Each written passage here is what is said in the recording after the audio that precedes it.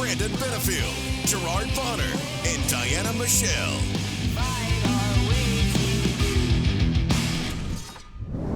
What's going on, everybody? It's Friday. You know what that means. It's time for the SHW podcast. This is our wrestling. I'm B-Double Brandon Benefield, joined by the lovely Diana Michelle, and I guess you could say filling in for Gerard this week. It's the people's captain, Gunnar Miller. Gunnar Miller, how you doing, my man? I'm doing fantastic. It's good to be on the show. You know, usually I'm in the other side of this. I'm the one asking the questions. I'm the one doing the hosting of the podcasting. So it's nice to be a guest. Thanks for having me on, guys.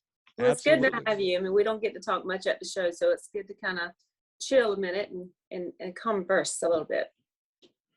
Yeah, you know, the biggest thing with the shows is I stay off to myself. You know, a lot of people like to get in there and you know, mess around and talk and all that. But listen, I've got my fiance that's with me. I usually got Marcus running around. My dad, my mom are usually there. Family's there. So like, I'm usually with them. And then, you know, it's kind of like, I mean, the reason I do this is for Marcus. You know, he's 6, he loves wrestling, and that's the reason I'm still doing it. So that's the reason I'm here, and that's the reason we're talking to you guys. That's awesome. Well, that's awesome, man. And it's been a while since you came back to SHW, and you mentioned before, like you're usually the host of your own podcast, Chat with Gunnar, and we could talk about Sure. that a little bit here in just a few minutes. But a lot of people may know your backstory. We know your backstory, but some fans that might be watching might not be familiar with how you got in the business, how you started this Sure. career in wrestling. And it was 2019, November. It was SHW 14 when you made this crazy return, the surprise appearance at SHW. You had been off for what, like 2 years, I think, something like that? Yeah, man, it was a long time. So prior to that, you had been in the business. Let's just go back to the beginning. Let's rewind. How you got started, how you got in the business, and what led to the little hiatus, all that good stuff. Yeah, well, first of all, never mind this sunburn mark I have. I was coaching all-star baseball this weekend, and we had 3 games from 8 a.m. to 8 p.m., and I got absolutely toasted. But anyways, so great question. I've always been a wrestling fan. I grew up a wrestling fan, started watching it when I was probably about 8 years old, which puts me right in line with the Attitude Era. So I literally started watching like when Hogan jumped ship. Like that's when I started watching. So DX, NWO, Hogan, like it was just awesome, man. Stone Cold, The Rock was getting their start. So it's a great time to become a wrestling fan, which is why a lot of 31-year-old guys and gals, I think, are professional wrestlers right now because we grew up in such a great era of professional wrestling. You know, obviously kept up with it when I was through high school. Got the opportunity to get a scholarship at the University of Tennessee, Chattanooga, go Mocs to play linebacker, where I went down there in 2009, and I played 5 seasons. I redshirted my first year, and then I started the next 4 years for my team. By my senior year, I was elected team captain, hence the people's captain. I'll go ahead and tell you a story real quick if you guys don't know. My junior year, I was selected to be captain as well because it's a vote by your peers, which is obviously your teammates. And my head coach, Coach Huseman, told me that I wasn't allowed to be captain because my grades weren't up to par. So he vetoed that, and I wasn't allowed to be captain. But my teammates dubbed me the people's captain because they knew I was a huge Rock fan. So they're born the people's captain. So from there, you know, my sophomore year, I was painting my face up like the Ultimate Warrior. We played the University of Nebraska in Lincoln.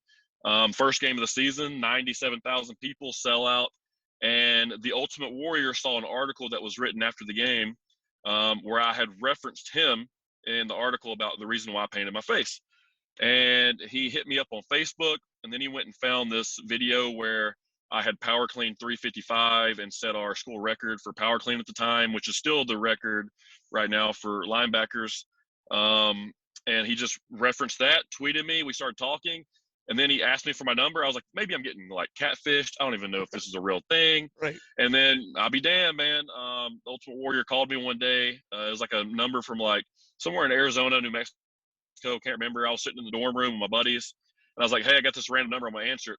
I answer the phone. Hello, Gunnar, Warrior here. So there went the relationship with me and the Ultimate Warrior. I talked to him multiple times every week for the next few years up until the time he died. I mean, I talked to him the week before he died. I told him congrats on the whole Hall of Fame and that whole deal. Wow. And you know, he was eventually supposed to be at my tryout in June for the WWE in Orlando because he was, you know, back in good graces with the WWE. So that was going to be really cool. But in college, I was big into football, obviously, and big into wrestling. I used that persona, used that gimmick to kind of take over the media. I was more so the face of the team at that time because I was local. I was a Chattanooga boy, and I can speak, and I don't mind being in front of the camera, and I like that type of stuff. So that got me a lot of experience in front of the media and doing interviews and stuff. And then, he kept promoting it, and he was like, "Hey man, do you want to be a pro football player?" And I was like, "Dude, I've broke my neck like 3 times now. Don't think professional football is for me. I'm a very realistic guy." And he goes, "Okay, cool. What about professional wrestling?" And I said, "Well, think about this. You got 32 NFL teams. You get 53 players per roster plus practice squad. So let's just say 70 players per team. There's less, roster spots in the WWE at that time. There was no AEW. There really was no competition. There was no big independent scene in 2014. That I think WWE is even less realistic." And he goes, "Listen, man, I know Vince. I can get in contact. Dude, the next week I'm getting recruited by Joe Briscoe in the WWE. So I had my tryout lined up for December of 2013, going into my senior season. I already knew I had the WWE tryout. I was already checked out of football. I was already done with it. I was just ready to get to my tryout. Started training for it immediately. Broke my neck again against App State. Tackle for loss, last play ever. I'll take it, though. Both arms went out for 2 weeks. Started doing spinal decompression. They pushed my tryout back to June. And then I went to the tryout. I was there with Josh the Goods Woods, who's one of the Ring of Honor champs. He was one of the guys that got signed by WWE at the time. Dustin Mueller, who was a big security guy. He's now a cop in Chicago, but he was signed. He was my roommate at the time. 2 of the girls that got signed was Zara, or whatever her name was, the one that got that whole drama with Seth Rollins. And Liv Morgan was there. She was one of the ones that got signed. And Selena Vega, she was one of the girls there, was in the tryout as well. So I was around really, good people, guys that are talented, girls that are talented that have went on to make it. I was in the group that was told, "Hey man, keep doing your thing, hit the independent scene and see what you can do."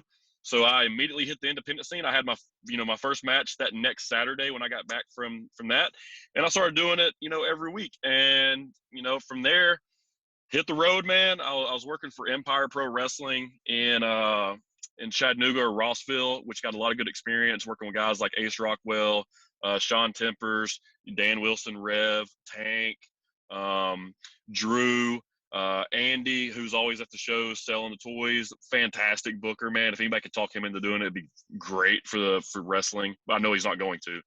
And then 2 years of that, working twice a month, and then they shut it down.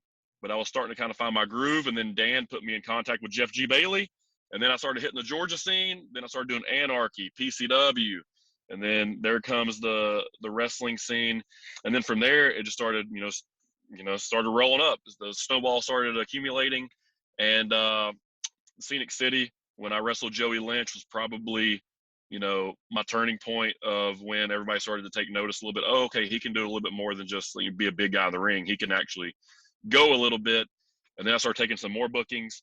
And then really the match with Riddle in 2017 at Scenic City blew me up. Then I started getting booked Black Label in Chicago. I got booked up at a show in New Jersey. I was getting flown to Washington. I was getting flown down to Tampa. I was always in Atlanta. I do Chattanooga a couple times a year. Charlotte with PWX. I mean, I had a good little circuit going, and then I hurt my knee. I actually wrestled with a torn PCL for about 4 months until it eventually just blew up on me. It blew up on me. I went down for a WWN show.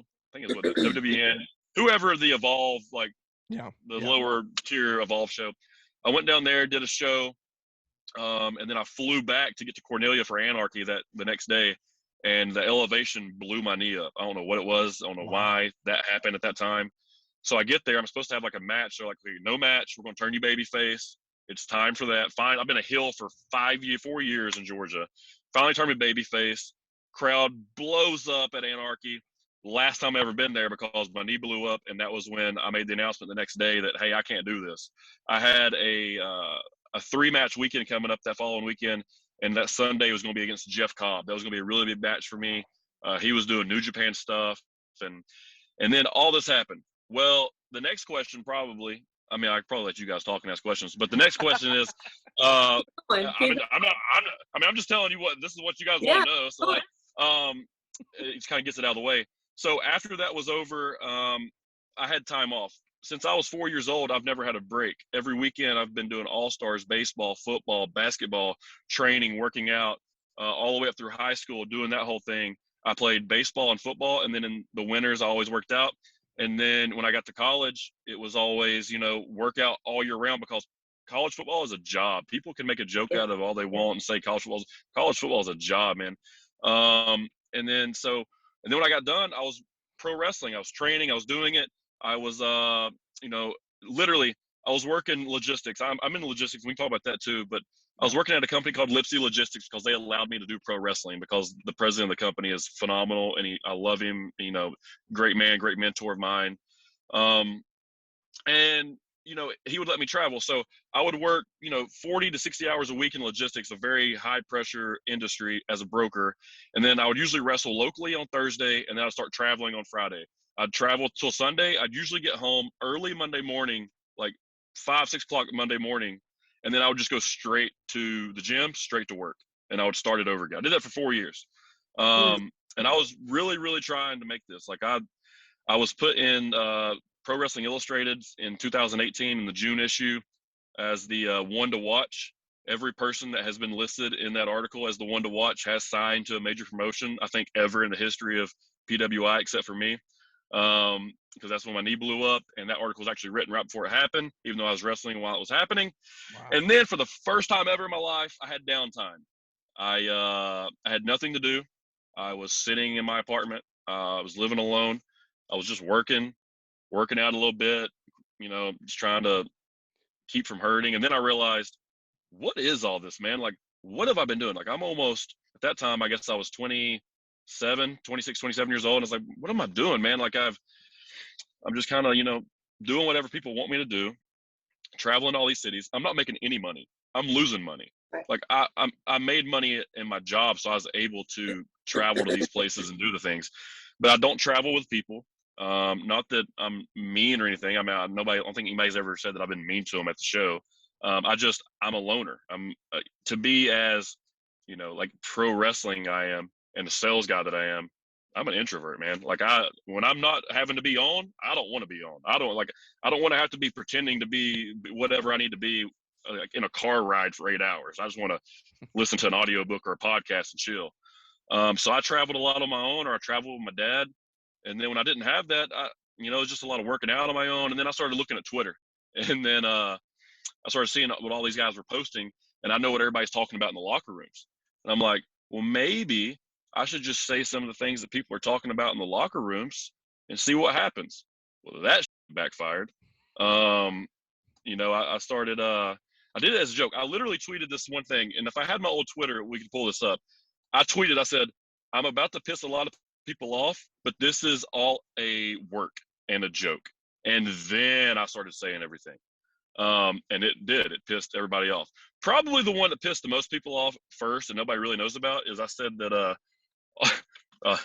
no offense here, I said that all the girls want to wrestle really good guy wrestlers so they can actually have a good match, because all the good girl workers are in the WWE. That didn't go over too well, and I understand that.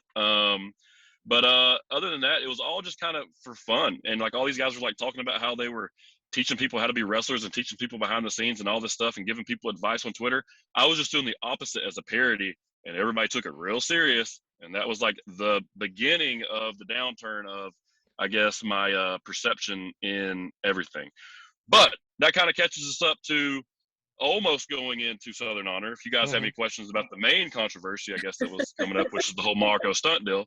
I can touch on that real quick, unless y'all want to say something real quick. You can if you want. I'm very familiar with what happened, and if you want to explain it to the audience, I don't even know, honestly, if the Southern Honor audience now that you've been there for a couple years, I'm not even sure if a lot of people would even know about that or remember. You know what I mean? So if you want to touch on it, you can. Yeah, might as well. I mean, that's a huge part of the story. So before I got hurt, there was no AEW. Not even thought of. Like, Cody wasn't even working the indies yet. So a few months go by, Cody's working the indies, and AEW starts coming around. They have their first, all out or all in pay-per-view or whatever it is. And then they start getting some traction. Well, I've worked shows with Marco. He was doing the Nashville show for SUP. I've ran across several different times. Honestly, the first time I ever saw him, I thought that somebody let their kid in, like, to the ring, and like I was like, "How's this kid at a bar working a show?" Like, that was a conversation me and my dad had. Then I realized Marco, and cool kid, whatever. We talked or whatever. No ill will towards Marco whatsoever. And then I'm still injured. And this whole thing happened with Scott Hensley too. So we can talk about that. The Scenic City asked me to come back a little bit prematurely. I wasn't ready yet. I was still a little injured. And they wanted me to come back to the Scenic City Rumble, and they were going to do it at my high school. And the reason they were trying to get me to come back is because they were doing it at my high school. And they were trying to play my coach to get me to come back to do this thing. Wow. And I was like, "Coach, I'm not doing it. I haven't told them yes. I'm not ready." And then they announced me for the show. Well, then I lost my mind. I was like, then I let everything out through text messages about Scott. That was a whole big deal. That kind of blew up me and Scott. Me and Dylan are still cool. And Matt. Yeah, Matt. That it kind of blew that whole deal up from Action. And listen, I really like those guys. Like, they did a lot for me, but also I did a lot for them. They rode with me to shows. Like, I was the main event at their shows. I was, maybe the first or one of the first main events of Action Wrestling. The big match they wanted to have happen was me versus Austin Theory that never happened. But at the end of the day, man, all that happened. And then I put a sour taste in my mouth, and I was like, now I'm really pissed. Now I'm not even going to come back to wrestling. I'm done with it. And then the whole Marco Stunt thing came out. Here's what happened with Marco Stunt. My mom's having surgery, and I'm sitting in the waiting room with my sister, and I see that Marco Stunt gets signed. And I go, man, like, I wish that maybe AEW was around, like, in 2016, 2017, when I was catching my steam. Maybe I could have got a break. That would have been really cool. But now they're signing a 5'2", 115-pound soaking wet Marco Stunt. But obviously I said it in a different type of way, a slap in the face to real athletes. I think that's what really pissed everybody off, is when you come into the pro wrestling world and you use the word real or fake. That's really what pisses people off. But at the end of the day, man, like, there's not many Division I athletes in professional wrestling. And the ones that are probably signed or about to be signed. And that was my feelings on the matter. So yeah, I said what I said about Marco. That blew up. I had zero clue. You know how many positive things I've said my entire life? You know how many nice things I've said about people in my entire life? You know how many, like, times I've went out on a limb and been like, this guy's really good. This guy should get booked. This is why. And, like, kind of been iffy about it, but wanted to get this guy over. You know how many times I've done that? And then the one time that I take a dig at somebody, it hits every wrestling website known to man, and everybody's calling me out from AEW. But guess who didn't call me out? Not one person from WWE called me out. And the people that I do know from WWE all texted me or called me and told me that I was not necessarily right, but that they had my back. So all that happened. I was done with wrestling at that point. Completely done with it. Wasn't going to deal with it. And then I met Gary Land. Gary and I kind of met through the whole Scott Hensley controversy, because Gary was like, "Oh, I like the way he just handled that. That's awesome. Like, if you're going to do something, do it the right way." And I like the way Gunner did it. So, and Gary's like that. He likes controversy. He lives in that chaos. Wait, what? I don't really like it. Yeah, I don't really like it that much. I mean, I can deal with it, but I'm not a big controversy guy. That's why when that whole message started blowing up, I backed off, man. I literally didn't respond to one person. I deleted my Twitter. I deleted my Instagram. I deleted my Snapchat. I deactivated my Facebook. I got rid of everything, and I just went off the radar for a while. And then Gary kind of talked me into coming back to wrestling. And originally the plan was to come back with Jeff G. Bailey, which kind of folded literally the day of the event, which almost made me want to quit as well again, because I love Jeff and wanted to do this thing with Jeff because we ended prematurely, and I thought that he deserved that. And then November happened, and here I come, and I come out and beat up a couple guys, and then the next month we've got the Blanco Loco match, and yeah, man, here we are. It's a few years down the road, doing it about once a month, and the only reason I'm still doing it, I swear on my life, is because there's a 6-year-old kid named Marcus that will not let me stop. The kid is obsessed with wrestling. I'm talking about obsessed with wrestling. That's all he does. It's wrestlers, pro wrestling, TV, YouTube, everything, dude. So that kind of catches us up to why I'm at Southern Honor and how we're here. So open the floor. I'm ready. Maybe we can go longer in 30 minutes. Diana? Go ahead, B. I don't even know what to say. I mean, everything I wanted to ask was like done. Well, I will say Gunner's one of the great kind of guests on a podcast because you just wind him up a little, boom, and then you're good for. Yeah, man. But I love it. That's but good. I knew, just let it all out. and I knew you would be because I know you host your own podcast, Chat with Gunner. So I knew this is right up your in your wheelhouse, so to speak. But you mentioned your son being the main reason you come back and continue week to week or month to month, I should say. But you said Marcus is how old? 6? He's 6. So he was 4 when we came over there. Okay, so I was trying to put the math together there. So when you were done with wrestling, what year was that again? So I got injured in June 2018. Okay, because what I was going to ask, I was curious, had he seen you before wrestling? Is this like new to him when you came back to Southern Honor? Yeah, so this is probably breaking news. Maybe, well, not breaking news, but you guys probably don't know. So Marcus is Tia's son. Okay. I met Tia. This is why I love that I got injured and was able to step away. The best thing that came up about it. So when I got hurt, I was finally home, right? Now I get to like live an actual life. That's when I met Tia. And we've been together ever since. We literally, since the day we met, we've been together ever since. Probably haven't been more than, I don't know, 5 days apart, maybe 3, honestly, since I met her. Wow. That was a little over 4 years ago. And so, Marcus was just turning 3 when I met him. And she held him away from me a little bit because she didn't want to just introduce him to anybody. So, I met her, probably in like that May, June time. And then we started really hanging out probably like, December. But from December on, it was on. And then she let me meet him on Super Bowl Sunday that year, which would have been 2019. So that's our anniversary, me and him, is Super Bowl Sunday every year. It's going to be the first time I ever met him. And he had never seen me wrestle. He'd never known what wrestling was. He didn't even know anything about it. He was just a sweet, innocent, young, just cute little boy. And now he's running around crotch chopping, and we got to watch him doing stone cold stuff and whatever else happens at the house. But yeah, man, he had never seen a show, never done anything, and didn't even really like it at first when I first started coming down there because he didn't know what to think of it. But now, we'll be at home. He's calling spots. We're running matches. He's got his own stuff. So yeah, man, he's all about it. I mean, to see other fans give you a hard time and then give him a hard time for being your kid, and then he gives it right back to him, that trips me out every time. I look forward to seeing him react to all that because he is so about some Gunner. So I don't get to see a lot of that. I try to pay attention out there as much as I can. I don't get to see a lot of that, but Tia will tell me and Mom and Dad will tell me, they'll be like, so there's like this whole old man group that's in that little section they always sit in. And they all hated me when I first came to Southern Honor. And the reason they cheer me now, and the reason they started to cheer me even when I was heel, is because Marcus was yelling at them when they would be booing me in that little section. So they just started cheering for me because of Marcus. So I need more of him around. I was going to say, since Jeff G. Bailey isn't here, you could just use Marcus as your manager and, come to the ring with you. Who knows? Dude, I tell you what, man, he's if he wanted to stick with this and start at a young age and do it, I'm all for it. You can do whatever you want to. He'd probably be all right. I'll be honest with you. He'd probably be all right. Yeah, that's funny. So a question about, you talked about when you were heel, now that you're face. Do you have a preference? I know you said your early part of your career for years you were a heel in Georgia, and then they turned you face before you got injured. But do you have a preference one way or the other?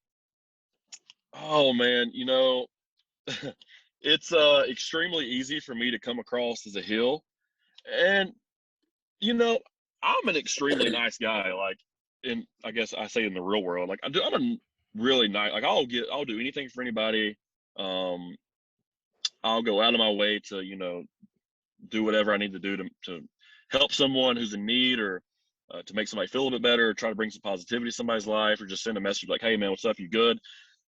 But something about my face and my look comes across, especially with the beard, maybe, comes across as like that guy's a dickhead, like he's a heel. And even when I was a face when I first started, like people liked me because I guess I was the athlete. But then when they started seeing the way I always worked kind of like a heel anyways, because I always emulized my favorite wrestlers anyways, which are all athletes. I took literally a move from every, football player that transitioned to pro wrestling. That's my move set. It is what it is. But I wanted to like honor those guys that had been football players and made it to the next level because that's what I am. And much easier to be a heel. It's so much easier to be like, hey, dude, shut up, than it is to be like, hey, please cheer for me. Like so much easier to be a heel. So you talk about some of the guys you emulated. I know you mentioned The Rock earlier. You talked about Ultimate Warrior used to paint your face. Any other guys or any other like big things that stand out to you from that 90s era, attitude era, late 90s that like favorite moments, favorite wrestlers back in the day? Oh, man. That's such a hard question. And I know you guys ask that to everybody probably, like, who's your favorite wrestler, top 3 wrestlers, all this stuff. There's so many different categories you can throw it into. Obviously the Ultimate Warrior's up there because, I had a relationship with him and he was like a mentor of mine from a distance. But I didn't ever get to watch the Ultimate Warrior wrestle until like after he wrestled. I get to watch old videos. Yeah. Man, The Rock, like I got to watch The Rock become The Rock. And then I've been able to watch The Rock become the Rock, even more The Rock now as an adult. And how anyone can say that he's not the best thing to ever step in the ring and then to cross over to any other medium, they're just lying to you. Like you can say Hogan or Flair or even Batista or Austin or even Triple H or Orton, maybe even Ambrose when you're looking at like guys that have transitioned over into movies, and Jericho and like rock and roll. But you could add all those guys up together. They do not do what The Rock does on a yearly basis. Like the guy's incredible. He has the #1 tequila brand. He has the #1 energy drink. He has a digital media company. He has a production company. He's the #1 movie star, even during COVID when there wasn't movies. And he could come back right now and be one of the top wrestlers. The guy's incredible. So The Rock by far is #1. Yeah, and I know I've seen your social media posts, and I've been watching it too. But the show Young Rock, you're enjoying that, obviously. I love the show. I love that he's putting like a comedic spin on it, but also probably telling you the truth. Like probably telling you like legit stories. So, and he's running it, so he's being able to. I love it. He's being able to tell the story of himself with him in the show, without him having to do it, and he's telling it the way he wants. It's an autobiography, man, just in a TV series. Right. Yeah.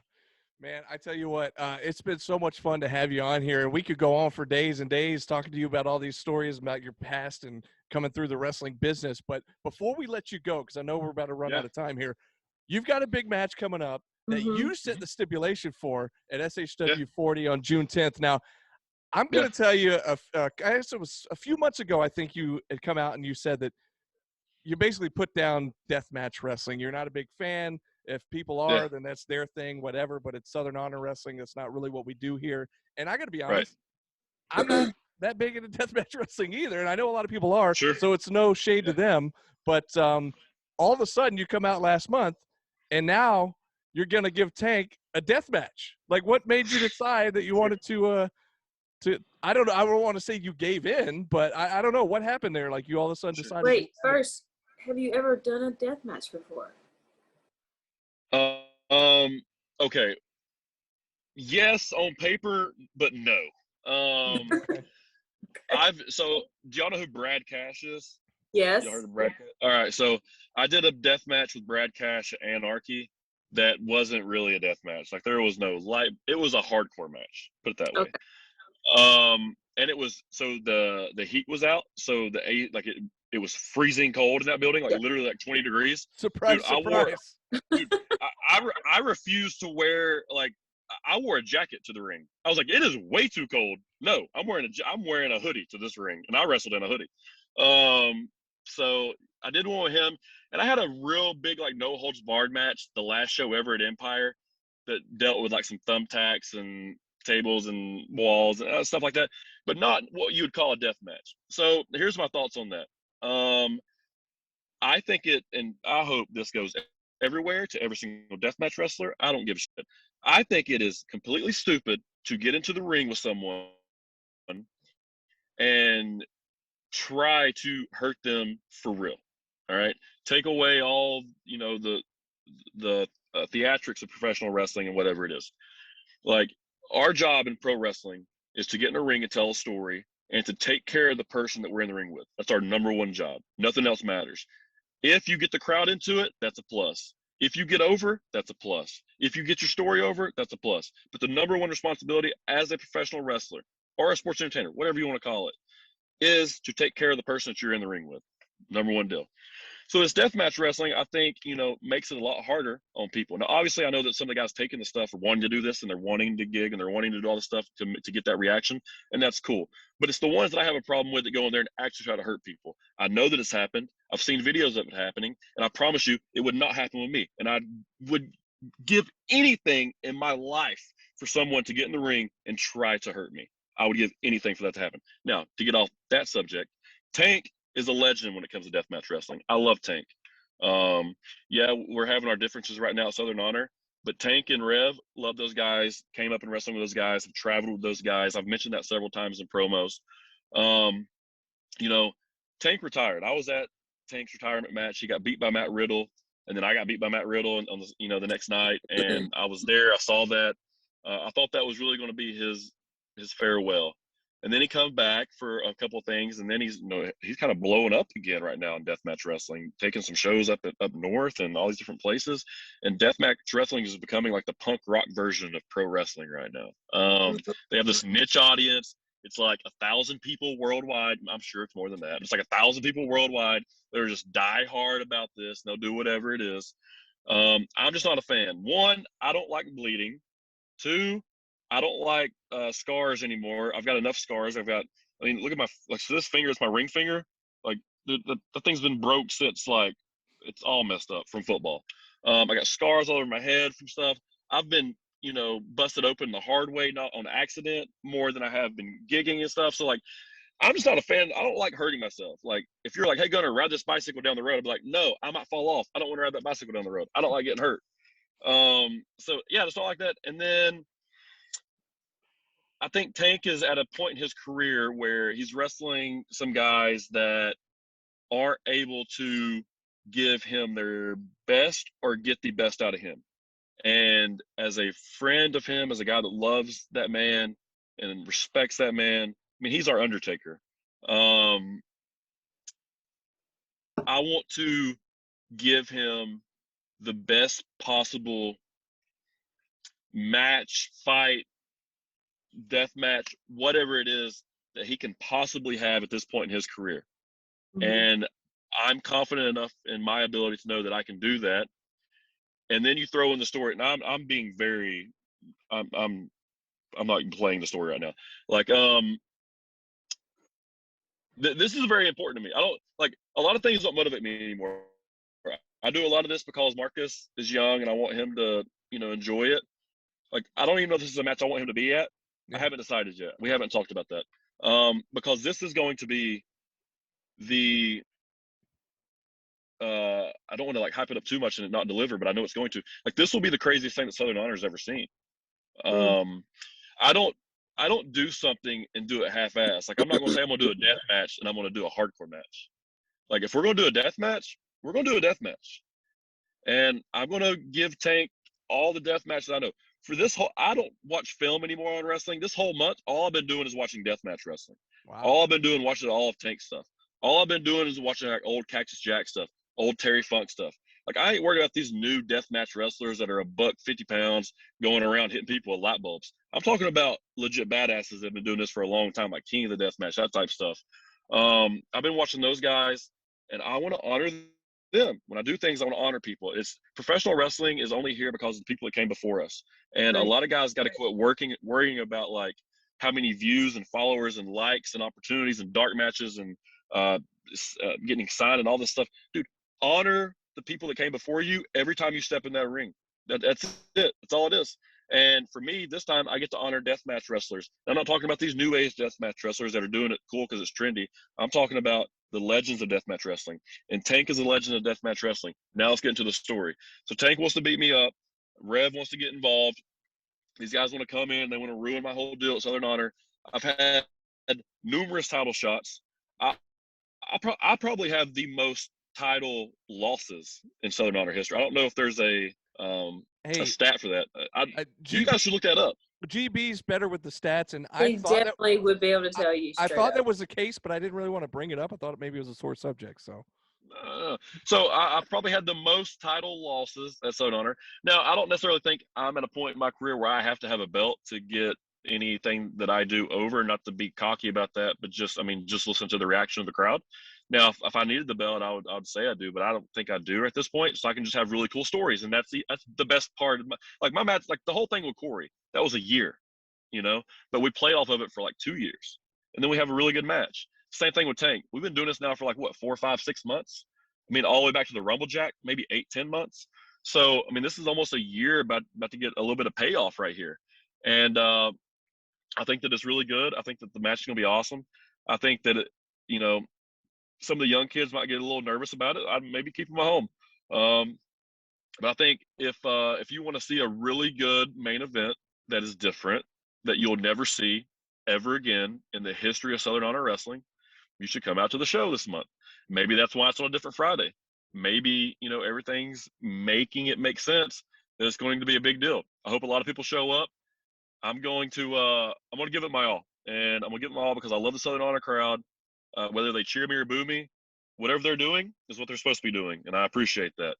And you guys do a fantastic job. I just want to say thank you to you guys, the voices you guys have, and the way that you're able to get the stories over through the commentary. I go back and watch the shows. You do a fantastic job. There's not one person in Georgia that touches you guys. As far as the announcing, for the ring announcing, nobody in Georgia touches Southern Honor Wrestling. Like, I don't. Who's calling us? I'm getting a phone call. Anyways, so say, right when you're putting us over, you disappear. Yeah, put me over. Like, oh my God, he's gone. No, he's gone. Oh no. That was great though. That was awesome. That would happen. Well, he may try to call us back here. I know he was on a time limit, and so we only had him for a limited amount of time because he's already over his time a little bit. He is a busy. What a cool thing for him to say, and it's true. I mean, nobody touches us either. Hey, I'm not going to deny it, but.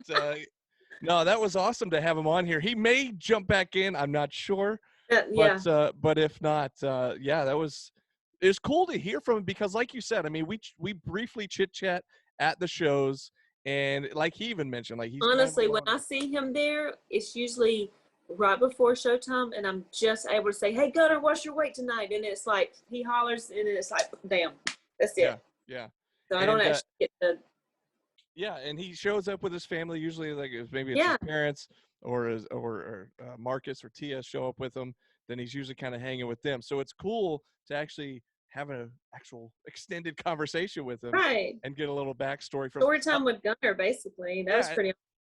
And he needs more time. He needs an hour and a half so he can just get all this stuff out. Well, so the thing I had so much I want to say. I want to ask him about the Corey match. I want to go into what's going on with Tank. Oh my gosh. Yeah, he brought up that Corey match, and I wanted to tell him that was one of my favorite matches in the history of Southern Honor. It's such a great match and it was to cap off such a long story that they told over the course of that year. So right, and even though that wasn't a death match, it was a hardcore match, and it was brutal. And I did want to exaggerate that a little bit, but well, in case he doesn't come back, I guess we'll go ahead and try to wrap this thing up. But before we go, I do want to mention that this week we did hear about. Oh, hang on 1 second. Here he comes. He's going to rejoin us here. Maybe. It says connecting. I see. I was like, should I edit this all together? You know what? We're just going to leave it in because this is how it goes, folks. It disconnected again. Oh well, we'll try to get it back. But what I was going to say was we had a few matches that were announced this week. Of course, we already know about 2 of them. We knew about the Gunner versus Tank in a death match. We knew about the championship match, but 3 more were announced this week. One of them, Dylan, is going to be going one-on-one with Joe Black. Now, Brooklyn is kind of doing this, I assume, as like a punishment because anybody having to face Joe Black, I mean, that's basically a punishment right there. And Joe Black just so happens to be the guy, I think, solely responsible for Dylan losing the match against Cruel. Because Well, had I Joe wouldn't not say come out when he solely. did, I would say he had a huge part in it, but I do believe Brooklyn had a big part in that as well. well, that Be- too. But I just know Dylan was like this close to winning that match. Oh yeah, Lights go out, come back on. Joe Black takes him out. all he had to do was tap. But Oh, yeah, so Joe anyways. is in a completely crazy mindset right now. I mean, with everything that has been going on, especially with the other promotion that happened, you know, everybody, I don't want to bring it up, but all that happened. And I mean, he's just in a completely different, hey, we'll Oh, go there back. he goes. Hey. Look, I just told Am I Diana. back? Yeah, you're back. Yeah. Yeah, I just told Totally. Diana. I said, of course it's going to be right when you're putting us over, and then you cut off. But you are sideways. I don't know if that'll. And he's frozen. Can you hear us? Second, I think. Oh, I can hear you. There you There are. you go. All right, cool. Sorry. Hey, there's Marcus. Hey, Hey, making the cameo. Good to see How you. are you? How Good to are you. you? All right. Well, we were wrapping Okay, it up sorry about anyway, that. but go ahead. Where were you? No, I'll get back to putting you guys over. So, There you no, go. y'all do a fantastic job with everything that involves when it comes to Southern Honor Wrestling. There's really no other promotion that I've ever been a part of, not just in Georgia South, that does that aspect of it as good as you guys do. I'm not just saying that because I'm on the show. Like, you know, I think I've said enough things these days. I'm very opinionated that if I didn't like what you guys did, I'd tell you. Appreciate But what do you mean about it? I'd just be giving you like constructive criticism. Like, there's nothing to criticize. I think you guys do a fantastic job of working over at Southern Honor Wrestling. I'm, you know, I don't think about wrestling too much when I'm not around.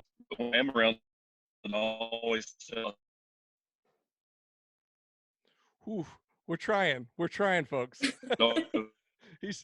We got a frozen screen and a choppy audio, but we're trying. Oh, we lost him again. Bless his heart. I love he's that he. He's moving. Yeah. I love that he tried to get back in touch with us. So that was Here cool. he comes again.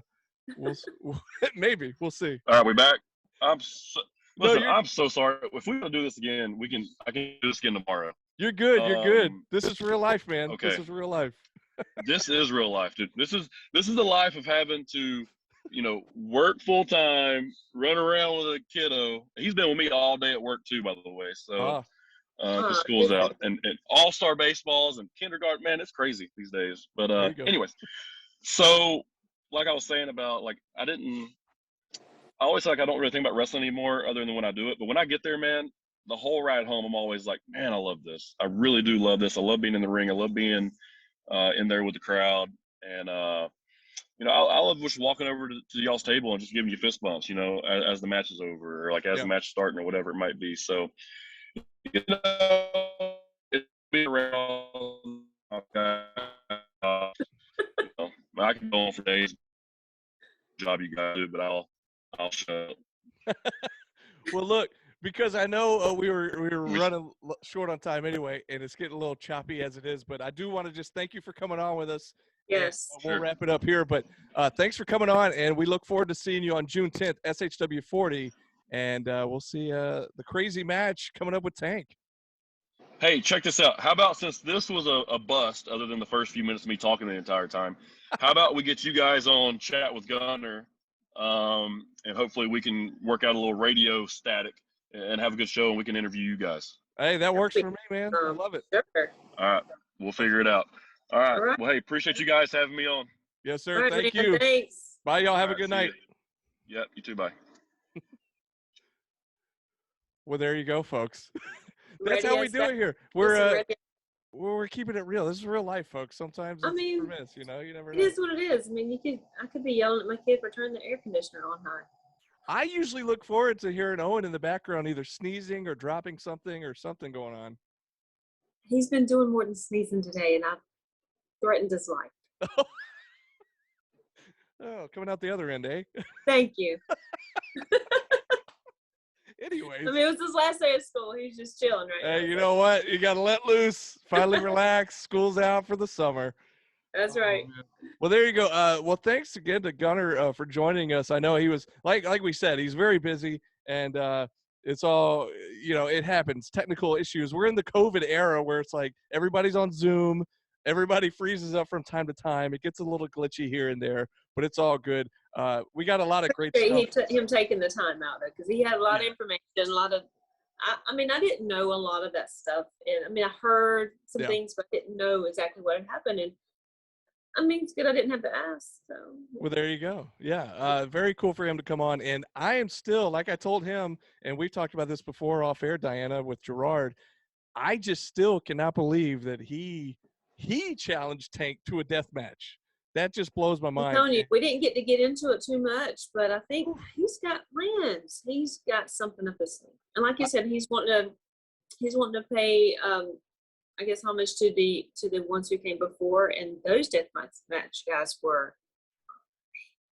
Well, and here's what's interesting is that I'm all about, like Terry Funk, Mick Foley, two absolute legends. Now, I always have considered Foley one of my favorites. However, he was one of my favorites when I started watching in the late 90s. So he had already done all the Japanese deathmatch stuff. And he was like a little sillier with the Mr. Sacco and all the silly stuff. But he was still crazy. But I never really saw it until going back years later, watching tapes of the deathmatch stuff and going, holy crap, that's the kind of stuff he used to do? Like, I had no idea. And so it's interesting that Gunner, of all people, somebody who is not a big deathmatch fan, has been spending the past month studying and watching these old tapes just to prepare for this match. So I'm, as much as I'm not normally a deathmatch fan, I am very intrigued about this match and very curious to see what exactly happens here. I mean, everybody that Tank has faced so far in Southern Honor has taken the skewers, and I'm really wondering if that's going to happen. I don't want to see it, though, but, I mean. I don't know. We'll see. But what I was going to say before he came back on with us real quick is we did hear about 3 more matches that were announced this week. One we just touched on was Joe versus Dylan James.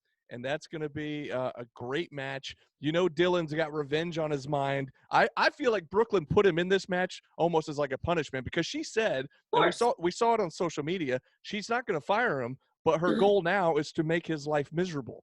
So putting anybody in a match with Joe Black is basically punishment, like I mentioned earlier. However, Dylan, he's been distraught like ever since losing that match. I mean, that's his company that he created, that's his baby. And so the fact that they took his place and he he's going to have to go through everything. It's kind of a MJF, CM Punk thing that they were doing where he was putting him through all these different things. Trials and stuff. So we'll see, trials that's and tribulations. Really what I'm feeling.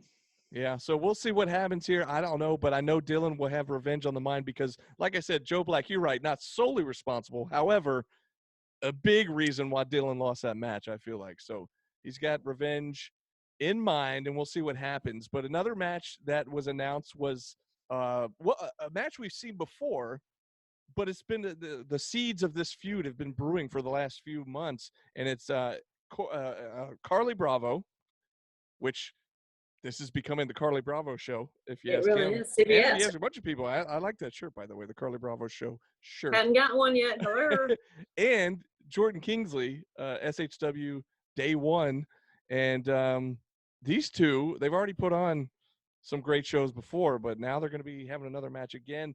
They both kind of, it seems like Carly keeps getting into Jordan's business, and then Jordan kind of gets into Carly's business, and I'm just interested to see where this feud heads. But another chapter will be written. Carly, he doesn't feel like he has anything to prove because he's not the replacement, but at the same time, he keeps jabbing at Jordan. He's got to feel like he's not quite got his place, or maybe he's just trying to knock Jordan out altogether. I don't know. But he's picking a fight, and he's going to have a fight come his way. It's going to be right now, Jordan is undefeated so far this year, and you got somebody like Carly who feels like he's going to come in and just take that top spot right away. And so, both guys, and that should be. I mean, he beat the Savior, right? So, I mean, he's got some clout. What a huge feather in the cap for anybody. And somebody coming just in their technically second year in the business to be able to beat somebody like David Ali on his way out and kind of ruin his farewell match almost, So, but yeah, that's going to be a heck of a match, and I can't wait to see that one. But and then, oh no, I'm forgetting. Oh, how could I forget this one? The two behemoths. We're going to finally see this. This is a match that's probably like 6 to 8 months in the making, but it was it was scheduled sometime last year. and then one guy couldn't make it. And then the next month, the other guy couldn't make it for whatever reasons. Always something coming up, just life got in the way, whatever it was. And now we're finally going to see the two big men, Cyrus the Destroyer and the Priest of Punishment, Judas, go one-on-one. And these were two guys that were in that championship match last month, or at the last show, rather. And they ended up fighting their way out of the arena, out into the back. We didn't even know. We were like, did they make it outside? Who knows where they ended up? I had no idea. I never saw them. I checked the Cherokee County police arrest reports just to see if anybody, if they got arrested outside, if they were in downtown Canton, whatever. But the cops that tried to arrest either one of those guys. Yeah, good luck.